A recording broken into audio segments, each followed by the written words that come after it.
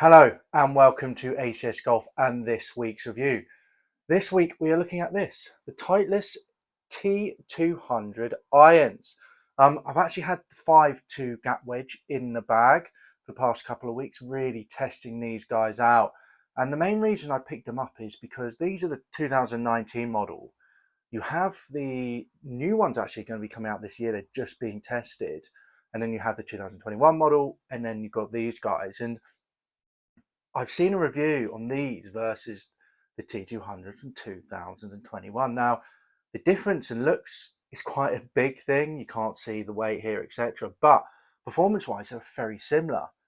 And these are quite cheap on the second-hand market at the moment. So I picked them up myself to give them a go and do a review for you guys. So as always, let's have a closer look at the club. Then I'll go through all the technology that's in these guys. Then we'll get down to the range, I'll throw some figures at you, and then I'll go through the ACS golf scale and let you know exactly what I think of these. Okay, let's have a closer look at these clubs.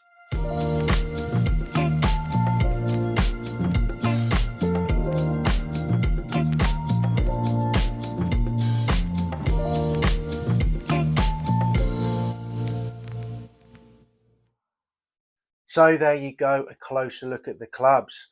So quite an intriguing look. I mean, this obviously looks very much like the old sort of AP range, but then with the weight there, that looks quite different.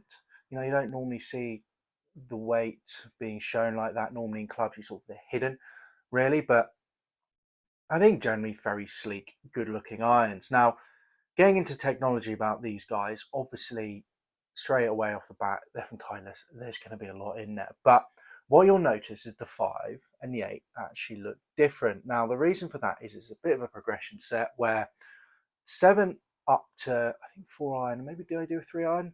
So the longer irons, you have this weight here, while 8 downwards, you do not. And obviously the idea is to give a little bit more forgiveness in your longer irons and have a little bit more precision with your shorter irons when the idea is you want to get it and stop it on the green. So there you go. That's why there is a difference between the two looks. Now, if we go through even more of the technology, so the T200 body is cast.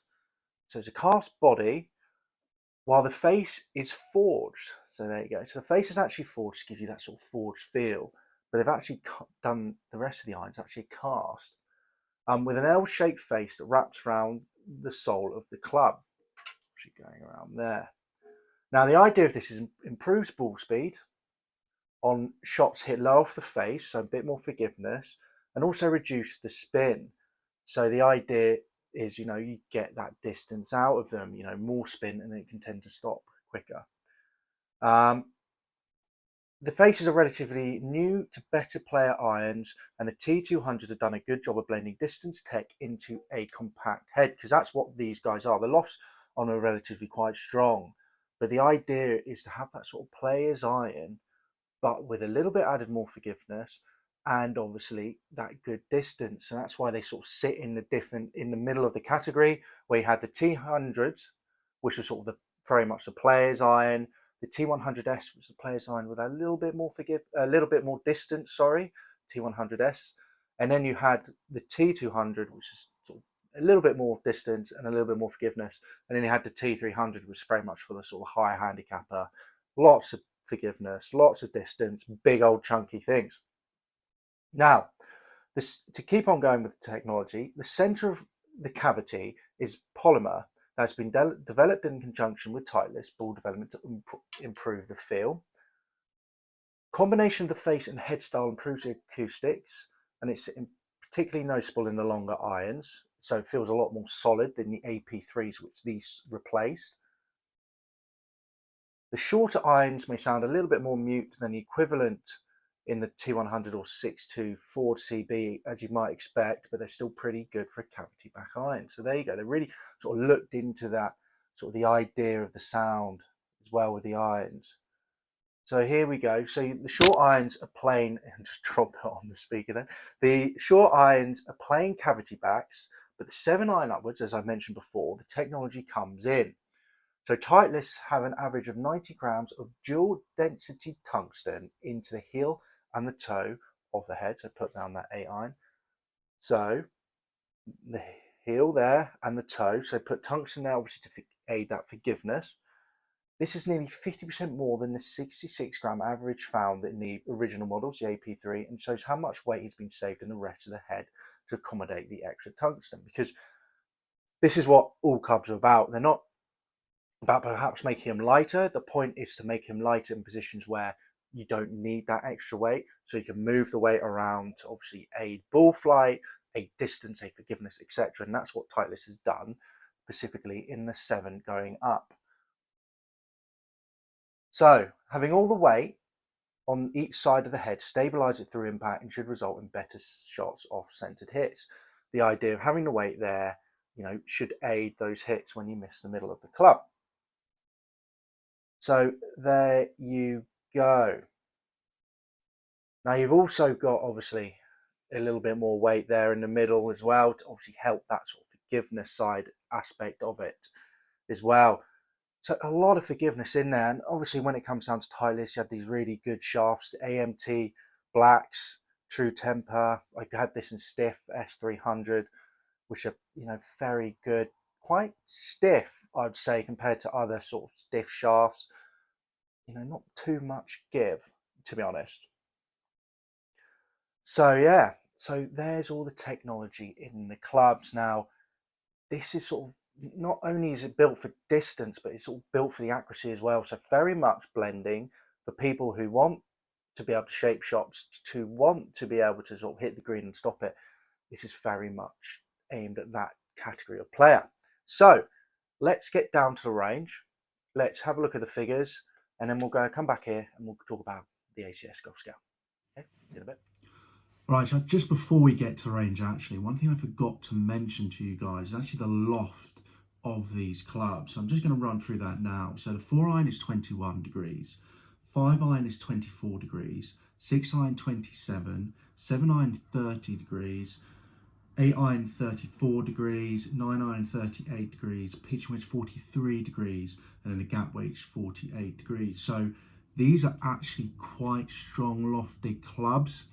Your normal sort of 7 iron would be around that sort of 34 degree mark. So quite strong loft, especially pitching wedge there, which is 43 degrees. So one thing to consider with these clubs is obviously the gapping.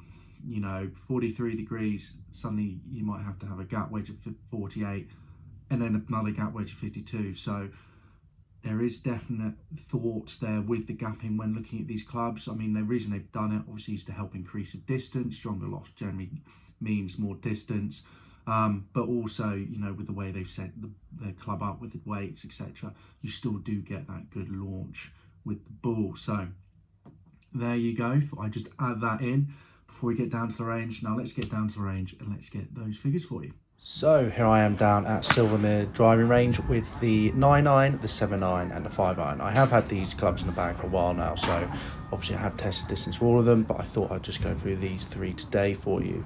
However, before I go into figures, just to say, I mentioned before in the earlier part of this video that I wasn't too sure if the T200 did a 3 iron. They do not do a 3 iron. You can only get 4 iron down to gap wedge for the T200 from 2019. Anyway, let's get into those figures. So for the 9 iron, average carry was 128 yards, total distance was 133 yards, ball speed 99, launch angle 21, height 63.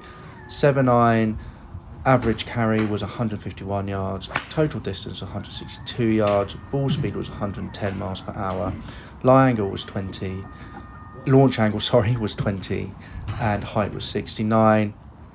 And finally, with a 5 iron, flat carry was 171 yards, total distance 183 yards, ball speed 122 miles per hour, launch angle 16 and height 69. So roughly really what I would expect for my irons. My 7 iron normally I'm sort of around that 160 mark total distance, so happy with that. Forgiveness wise, was a bit of a drop. I mean, one of the shots for the 7 iron, for example, 114 miles an hour ball speed and then dropped to 104, so quite a big drop there, but only lost about 7 yards with that poorer shot, so not the end of the world, to be honest. relatively sort of what I'd expect for these type of irons. So there you go. Now, so distance wise, as I mentioned before, pretty much what I'd want really. 133 yards from an 9 iron on average, 162 for my 7 on average, and 183 on average as well for my 5 iron. Now, as I mentioned before, just having a look here quickly, I managed to get the 5 iron up to 200 yards. I managed to get the 7 iron for one shot as well up to 170 yards. So there is distance in there, which they do say. I just struggled with the shaft, to be honest. Just wasn't the flex of it, even though it's stiff, it is very, very stiff in my mind for a normal stiff shaft. And I just couldn't really get the middle of the face enough really to really be able to talk about the distance that much. I have had them in the bag for a while, and I have had better days with them where it's going more than sort of what I'd expect my 7 iron, for example, to go 160. I am getting a little bit more distance out of it, which is good, but I just can't get on with this shaft. So overall, though, going through the ACS golf scale, first category distance, I'm giving it a 3.5 out of distance.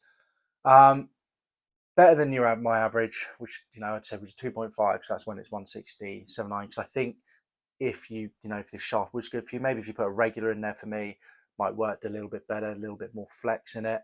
I think I could definitely got more distance out of it. I think there is decent distance in here.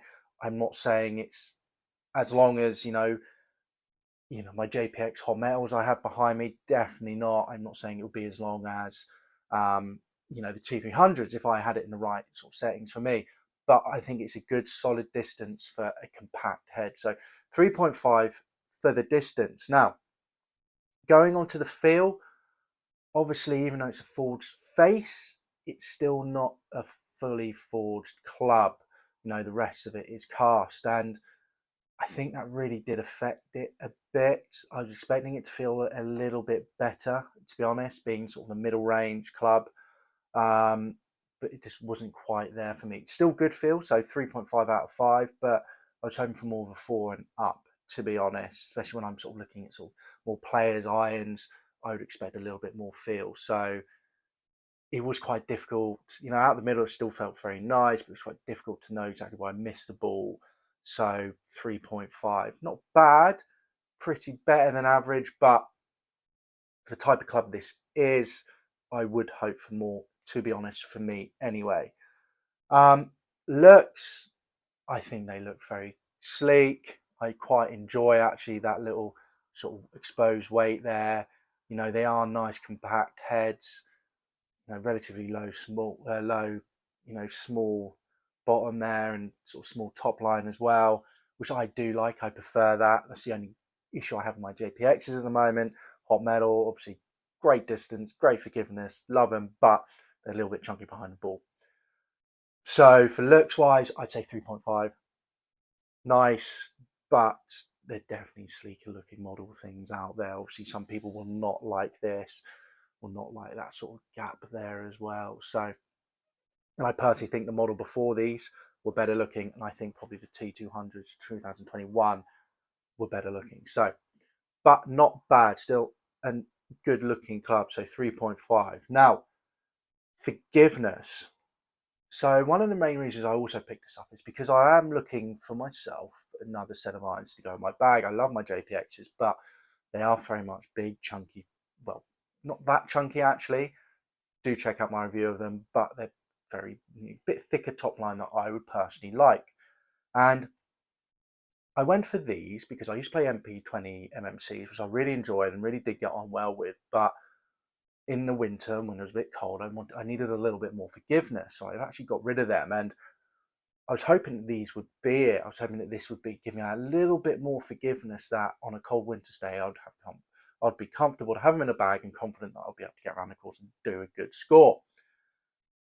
However, it's not there. Forgiveness for me is 2.5 out of 5. It's very much the same, actually, I'd say, as my MMCs that I used to play, even though the MMC were a little bit smaller anyway. Off centre sits off the bottom, they'd still go. I mean, I've been doing some really good scores with them at the moment, to be fair. A few 78s around Hersham.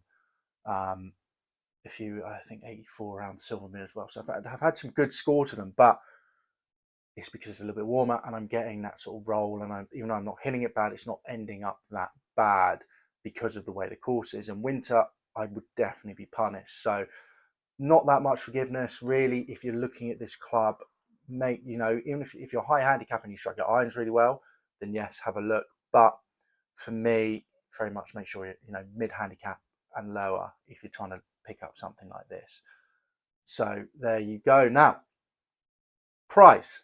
So price for me for these, I'd say is a 3.5 out of 5, to be honest. I think the price is very good.